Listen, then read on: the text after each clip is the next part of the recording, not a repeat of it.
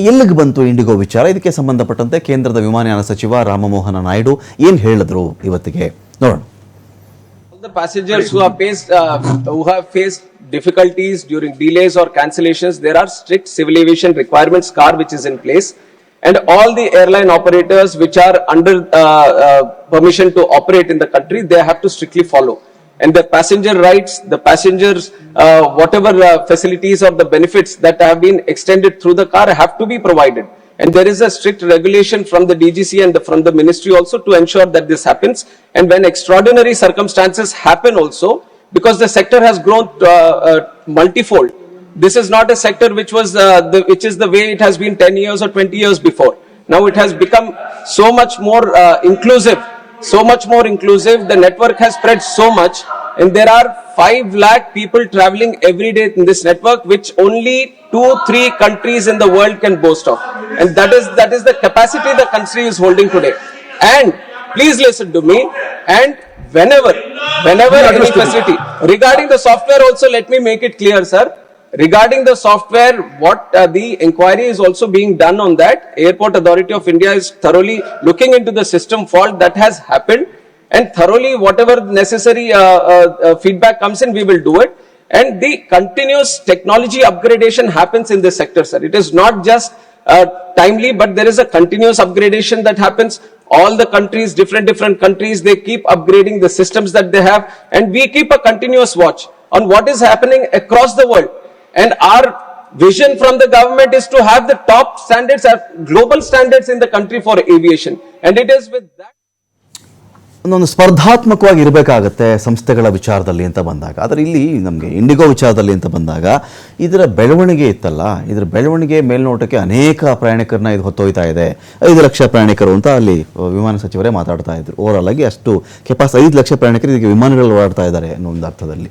So ಹೀಗಿದ್ದಾಗ ಒಂದು cap ಹಾಕಬೇಕಾಗಿತ್ತಲ್ಲ, ಇವರಿಗೆ ಒಂದು ಮಿತಿ ಅಂತ ಇವ್ರಿಗೆ ಇರಬೇಕಾಗಿತ್ತಲ್ಲ. ನಾಳೆ ದಿನ ಯಾವುದೇ ಮೊನಾಪೊಲಿ ಮಿತಿ ಮೀರಿಬಿಟ್ಟಾಗ ಅವ್ರದ್ದು ಡಾಮಿನೆನ್ಸ್ ಆಗಿಬಿಡುತ್ತೆ. ನಾಳೆ ದಿನ ಅವ್ರು ಹೇಳ್ದಂಗೆ ವ್ಯವಸ್ಥೆ ಕೇಳೋ ಥರ ಮಾಡ್ಕೊಂಡ್ಬಿಡ್ತಾರೆ ಅವರು. ಅದನ್ನು ಮಾಡಬೇಕಾಗಿದೆ, ಅದನ್ನು ಮಾಡಲೇ ಇಲ್ವಲ್ಲ. ಇವ್ರು ಹೋಗುವಷ್ಟು ಮೇಲೆ ಬಿಟ್ಬಿಟ್ಟು ಈಗ ಪ್ರಯಾಣಿಕರನ್ನ ಪರದಾಡುವಂತೆ ಮಾಡಲಾಯ್ತಾ ನಮ್ಮ ಸಿಸ್ಟಮಲ್ಲಿ ಅಂತ. ಅಬ್ಸಲ್ಯೂಟ್ಲಿ. ಇಂಡಿಗೋ ಬೆಳೆದಿರೋ ರೀತಿ ಇದೆಯಲ್ಲ, ಅವರಿಗೆ ಇದೆಲ್ಲ ತುಂಬಾ ಸಣ್ಣ ಸಣ್ಣ ವಿಷಯ ತರಾನೇ ಅವ್ರು ಕನ್ಸಿಡರ್ ಮಾಡ್ಕೋತಾರೆ. ಯಾಕಂದ್ರೆ ಅವರಿಗೂ ಗೊತ್ತು ಗೌರ್ಮೆಂಟ್ ನಮ್ಗೇನು ಮಾಡಕ್ ಆಗಲ್ಲ ಈಗ ಅಂತ. ಏನಾಗುತ್ತೆ ಗೌರ್ಮೆಂಟ್ಗೆ ಈಗ ಮಾಡಕ್ಕೆ? What can civil aviation ministry can do, what can DGCA can do? Case ಹಾಕ್ತೀರಾ? ಹಾಕಿ, we will fight it out, we will apologise. ಎಲ್ಲರ ಮುಂದೆ ನಿಂತ್ಕೊಂಡು ನಾವು ಕೈ ಮುಗಿತೀವಿ. 65% ನಾವಿದ್ದೀವಿ. Can you break us today? You can't break us. ನೀವು ನಮ್ಮನ್ನೇನಾದ್ರೂ ಬ್ರೇಕ್ ಮಾಡೋದ್ರಿ ಅಂದ್ರೆ ನಮ್ಮ ಎಂಟೈರ್ ಇನ್ಫ್ರಾಸ್ಟ್ರಕ್ಚರ್ ಏನಿದೆ, ದಟ್ ಇನ್ಫ್ರಾಸ್ಟ್ರಕ್ಚರ್, ಸಿವಿಲ್ ಏವಿಯೇಷನ್ ಇನ್ಫ್ರಾಸ್ಟ್ರಕ್ಚರೇ ಹೋಯ್ತು. ಆಯ್ತಾ? ಆಮೇಲೆ ಈಗ ಸಿವಿಲ್ ಏವಿಯೇಷನ್ ಮಿನಿಸ್ಟರ್ ಒಂದು ಮಾತು ಹೇಳಿದ್ರಲ್ಲ, we are observing it globally ಅಂತ. You are only observing it globally as far as the market cap and growth is concerned. You are not observing it from the point of view of implementation of the law. ಒಂದು ಗವರ್ಮೆಂಟ್ಗೆ rule ಮಾಡಿ ಅದನ್ನ ಜಾರಿ ಮಾಡೋದೇನಿದೆಯಲ್ಲ, rule ಮಾಡೋದು ಎಷ್ಟಿದೆಯೋ ಜವಾಬ್ದಾರಿ, ಅದಕ್ಕಿಂತ ದೊಡ್ಡ ಜವಾಬ್ದಾರಿ ನೀವು ಅದನ್ನ ಇಂಪ್ಲಿಮೆಂಟ್ ಮಾಡೋವಾಗ ಅದನ್ನ ಮಾನಿಟರ್ ಮಾಡೋದು ಇರುತ್ತೆ. ಅಟರ್ ಫೇಲಿಯರ್ ಇಲ್ಲ ಅಂದ್ರೆ ಇದು ಈ ರೀತಿ ಈ ಲೆವೆಲ್ಗೆ ಬರುವಂತ ನೆಸೆಸಿಟಿ ಇರಲಿಲ್ಲ. ಕಾರಣ ಏನು ಅಂತ ಹೇಳಿದ್ರೆ, ನಿಮಗೂ ಗೊತ್ತಿತ್ತು January 2024 ಇಂದ July 25 ದೆನ್ November 25 ಎರಡು ಫೇಸ್ ಅಲ್ಲಿ ಇದು ಇಂಪ್ಲಿಮೆಂಟ್ ಆಗ್ಬೇಕಾದ್ರೆ what were you doing? What was your action to monitor what was happening? ದೊಡ್ಡ ಏರ್ಲೈನ್ ಇದೆ ಅಂತ ನಿಮಗೆ ಗೊತ್ತಿದೆ, ನೀವ್ ಯಾಕೆ ಮಾನಿಟರ್ ಮಾಡಲಿಲ್ಲ? Were you on the payrolls? ಏನ್ ಮಾಡ್ತಿದ್ರಿ ನೀವು? ಈ ಕ್ವೆಶನ್ ಈಗ ಗವರ್ಮೆಂಟ್ಗೂ ಕೇಳ್ಬೇಕು. DGCA ನ ಥರಲಿ ಇನ್ವೆಸ್ಟಿಗೇಟ್ ಮಾಡ್ಬೇಕೀಗ. ಯಾಕೆ ಮಾನಿಟರ್ ಮಾಡಲಿಲ್ಲ? ಯಾಕಂದ್ರೆ ನಾನು ನಿಮ್ಗೆ ಒಂದು ಸ್ಟಾಟಿಸ್ಟಿಕ್ ಕೊಡ್ಬೇಕಿಲ್ಲಿ. ಆಗ್ಲೇ ನಮ್ಮ ಇವರು ವಾಸುದೇವ್ ಸರ್ ಹೇಳ್ದಂಗೆ the pilot in command shortage ಏನಿದೆಯಲ್ಲ 2422, ದಟ್ ಈಸ್ ಕರೆಕ್ಟ್ ಇಂಡಿಗೋ ಅಲ್ಲಿ. ಅದು ಬಿಟ್ಟು first officer shortage 2290, total pilot shortage ಎರಡು ಸೇರಿದ್ರೆ 4712. This is the number that is short. ಒಬ್ಬ ಮನುಷ್ಯನಿಗೆ ವಾರ್ಷಿಕವಾಗಿ 75 ಲಕ್ಷ ವೇತನ ಕೊಡೋದು 4712 ಪೈಲಟ್ ಶಾರ್ಟೇಜ್ ಇದೆ. ಬರೀ 4% ರಿಸರ್ವ್ ಅಲ್ಲಿ ಇಂಡಿಗೋ ಆಪರೇಟ್ ಮಾಡ್ತಾ ಇತ್ತು. 65% market cap and 4% reserve, absolutely unmatchable. ಮ್ಯಾಚೇ ಆಗಲ್ಲ ಎಲ್ಲೂ ಅಂತ. ನಿಮ್ಮ ಹತ್ರ ಕಂಟಿಂಜೆನ್ಸಿ ಪ್ಲಾನೇ ಇಲ್ಲ. ಅಕಸ್ಮಾತ್ ಫಾರ್ ವಾಟ್ ಎವರ್ ರೀಸನ್ ನಾಳೆ ಏನಾದ್ರೂ ಒಂಚೂರು ಪ್ರಾಬ್ಲಮ್ ಆಯ್ತು ಅಂದ್ರೂ ಡೋಂಟ್ ಹ್ಯಾವ್ ಎನಿಥಿಂಗ್. ಚೈನ್ ಎಫೆಕ್ಟ್ಗಳು. ಆಮೇಲೆ ನಿಮ್ಮ ಪೈಲಟ್ಸ್ ಕೈ ಮುಗ್ ದೂರ ಹೋಗ್ತಿದ್ದಾರೆ ಎಲ್ಲಾರು. You are making them suffer so much. So ನೀವು ಸ್ಪೆಷಲಿ ಏವಿಯೇಷನ್ ಅಲ್ಲಿ ತುಂಬಾ ಕಮ್ಮಿ ಚಾನ್ಸ್ ಇರುತ್ತೆ ಸಣ್ಣ ಎರರ್ ಆದ್ರೂ, because I am an engineer, aeronautical engineer. ನಾನು ಆ ಒಂದು ಪರ್ಸ್ಪೆಕ್ಟಿವ್ ಇಂದ ಹೇಳ್ತೀನಿ. I have seen things happening in front of my ice.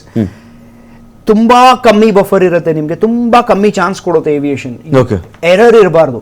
ಈಗ ಎಲ್ಲರೂ ಕೇಳ್ಬೋದು, ಈಗ ಏನು ಆಗ್ಲಿಲ್ವಲ್ಲ, ನಾವ್ ಹಾಗೆ ಡಿಸ್ಕಸ್ ಮಾಡ್ದಂಗೆ ಏನು ಆಗ್ಲಿಲ್ಲ, ಯಾಕೆ ಇದು ರೂಲ್ ಬಂತು ಅಂತ.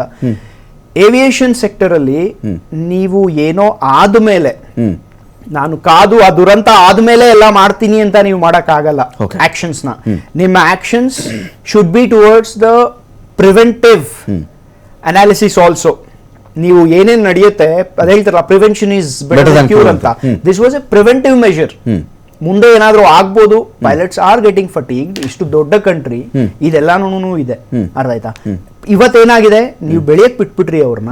ಬಿಟ್ಟಾದ್ಮೇಲೆ that organization called as Indigo is arm twisting Indian government. ಅವ್ರು ಕಂಟ್ರೋಲ್ ಮಾಡ್ತಿದ್ದಾರೆ ಗವರ್ಮೆಂಟ್. ಅವರಿಗೆ ನಾನು ಹೇಳ್ತೀನಲ್ಲ, they can't do anything at least ನಾವು. ಯಾಕಂದ್ರೆ ಈಗ ಅವ್ರು ಏನೇ ಮಾಡ್ಬೇಕಂದ್ರು, ಈಗ ನೆಕ್ಸ್ಟ್ ಇನ್ನೊಂದನ್ನ ಬೆಳೆಸಬೇಕು ಈ ಲೆವೆಲ್ ಅಂದ್ರೂ ಮಿನಿಮಮ್ 20 years ಬೇಕು.